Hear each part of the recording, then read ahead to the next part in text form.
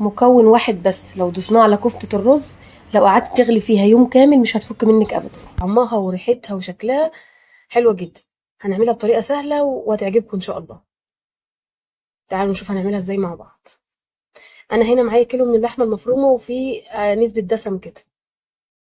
هضيف عليه 4 كوبايات من الرز، بكون غاسلة الرز ومنشفاه كويس وطحناه يبقى زي البودرة زي ما انتم شايفينه بالشكل ده. وعليهم بصلاية متوسطة كده، الكيلو اللحمة عليه بصلاية متوسطة وحوالي راس توم كده. ومعايا هنا حزمة من الشبت على الكزبرة، ممكن تستغني عن الشبت تمام بس احنا بنحبه فيه. هقطع كل حاجة على بعضها بالشكل ده. والمكون الاساسي اللي مش هيخليها تفك ابدا ولا تنفش معاكي خالص في الصلصة، يا اما كوباية لسان عصفور او مكرونة او شعرية. بنطحنها كويس جدا بالشكل ده ونضيفها على المكونات دي، بتفرق جدا جدا يا بنات. والبهارات بقى معايا ملح وفلفل اسود وكمون وكزبرة ناشفة وبهارات لحمة كده او بهارات كفتة. هخلط المكونات دي كلها مع بعضها كده. لو هتوديها تفرميها عند الجزار لازم تقولي له يفرمها لك وشين عشان تبقى ناعمه جدا.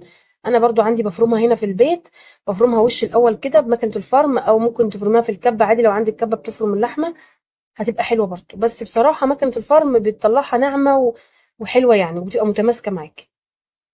ده معايا كده اول وش فرمه، بتبقى خشنه شويه، بيبقى لسه الرز واللحمه مش مندمجين مع بعض، فبفرمها فرمه تانية بالشكل ده كده. هي دي تاني فرمه اهيت.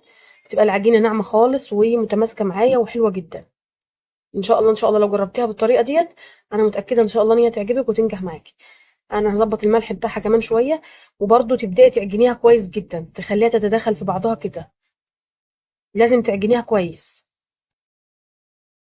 كل ما عجنت الكفته اكتر هتطلع حلوه معاكي جدا ومتماسكه ومش هتفك معاكي ابدا في الزيت ولا في الصلصه. هدخلها التلاجة ترتاح حوالي نص ساعه وبعدين ابدا بالتشكيل.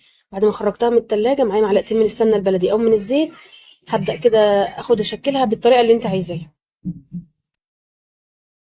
في ناس بتفرزها بالشكل ده، بتفرزها متصبعه كده عادي، تطلعها على طول تحمرها وتحطها في الصلصه.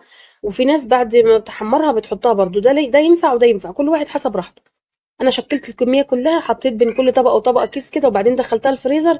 واول ما بتتجمد بنقلها في اكياس ثلاجه عاديه وادخلها الفريزر تاني. وقت الاكل بطلعها احمرها بسرعه واحطها في الصلصه. بتبقى حلوه جدا وطعمها وريحتها بجد كانوا قلبين الدنيا. جربوها بطريقتي وان شاء الله تعجبكم.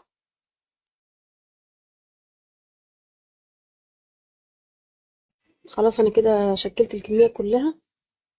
هبدا اشيلها في الفريزر زي ما قلت لكم. هبدا الاول احمر الكميه اللي هستخدمها.